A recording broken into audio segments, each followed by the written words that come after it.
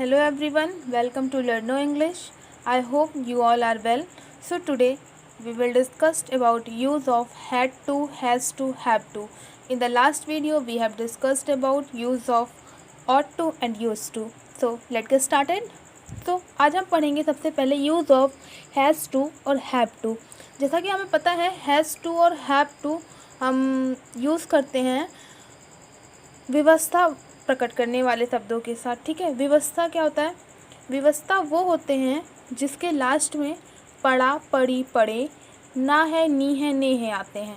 ठीक है, आप यहाँ देख सकते हैं आई हैव रिटन हियर, यदि हिंदी वाक्य के अंत में ना है, नी है, ने है, पढ़ा है, पढ़ी है, पढ़े हैं आदि व्यवस्था प्रकट करने वाले शब्द आते हैं तो हम यूज़ ऑफ हैज़ टू और हैव टू का करते हैं।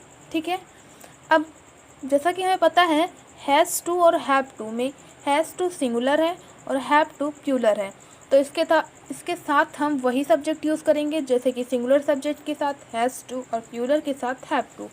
तो हमारे सिंगुलर सब्जेक्ट कौन कौन से होते हैं? ही, सी, इट। और प्लूरल कौन से होते हैं?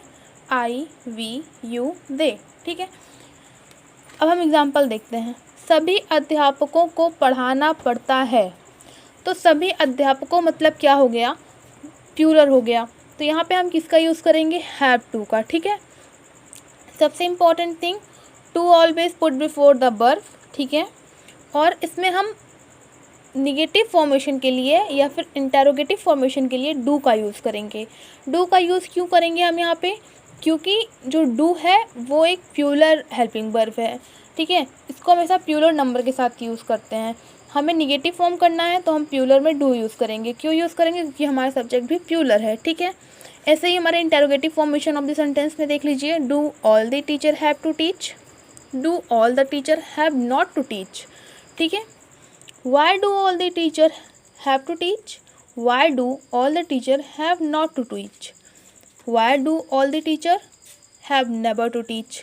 अब हम बात करते हैं हु टाइप की। हु टाइप मैंने आपको पहले ही बता रखा है कि हमेशा सब्जेक्ट फॉर्म जैसा वर्क करता है, who work as a subject, और ये फॉर्म कैसे होता है? Same as affirmative. ठीक है, आप जैसे दे सकते हो यहाँ पे सब्जेक्ट है ऑल द टीचर्स, तो इसको मैं अगर रिमूव कर दूँ और हु लगा दूँ तो who have to teach, who have to teach. Negative में देखते हैं who do not have to teach, who do not have to teach. ठीक है, तो ये हो गया हमारा use of has have to. अब हम देखते हैं use of has to. So ये हमारा यूज़ ऑफ हैज़ टू। मैंने आपको पहले ही बता रखा है कि हैज़ टू का यूज़ हम करते हैं सिंगुलर नंबर के लिए। ठीक है, सिंगुलर नंबर क्या होता है? ही, सी, इट, और जितने भी थर्ड पर्सन होते हैं जैसे किसी का नाम हो गया।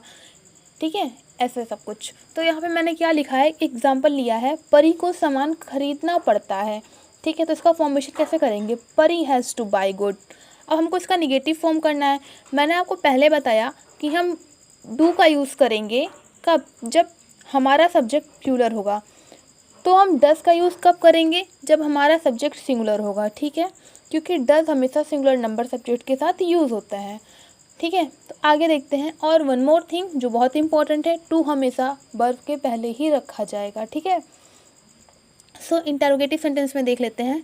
Does Pari has to buy goods, does Pari has not to buy goods. Why does Pari has to buy goods, why does Pari has not to buy goods. Who has to buy good? Who does not has to buy good? अच्छा, आपको मैंने पहले ही बता रखा है कि who हमेशा work करता है एज अ सब्जेक्ट। अब आप इसमें डिफरेंस मुझे बताइएगा कि कैसे आप आइडेंटिफाई करोगे कि अफर्मेटिव जैसा ही who बनेगा। ठीक है, so now we will discuss about use of had to. I hope you all are clear with use of have to and has to. So now we will start use of had to. Had to क्या होता है? जैसे कि मैंने आपको बता रखा है, एग्जाम्पल लीजिए आप, कैन और कुड में कैन प्रेजेंट होता है और जो कुड होता है वो पास्ट होता है। ऐसा ही कुछ हैज़ और हैव और हैड में है। हैज़ और हैव हमारा प्रेजेंट होता है और हैड हमारा पास्ट होता है।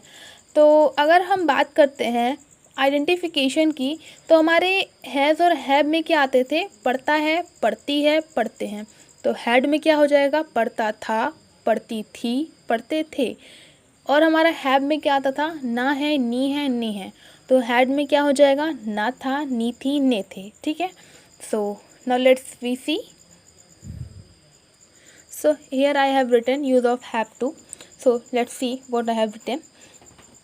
Had to का past होता है, sorry, had to, have to तथा has to का past tense होता है। इसका अर्थ होता है पढ़ता था, पढ़ती थी, पढ़ते थे, पढ़ा, पढ़ी, पढ़े। ठीक है। जैसे मुझे जाना पड़ा, I had to go। अच्छा, एक चीज़ और, इसका निगेटिव जब हम फॉर्म करेंगे ना तो डिड लगाएंगे। ठीक है। क्यों लगाएंगे, क्योंकि हम पास्ट में आ गए हैं। जब हम प्रेजेंट में थे तो डू और डस का यूज़ कर रहे थे, अब हम पास्ट में आ गए हैं तो डिड का यूज़ करेंगे। ठीक है। अब हम देखते हैं, did I have to go, did I not have to go, why did I have to go, why did I have to not go, who had to go and who did not have to go. I hope you all are well understood about use of has to, have to, had to. So that's it for today. Thank you. अगर video अच्छी लगी हो तो like करें, share करें and subscribe करें। Thank you. Follow for more.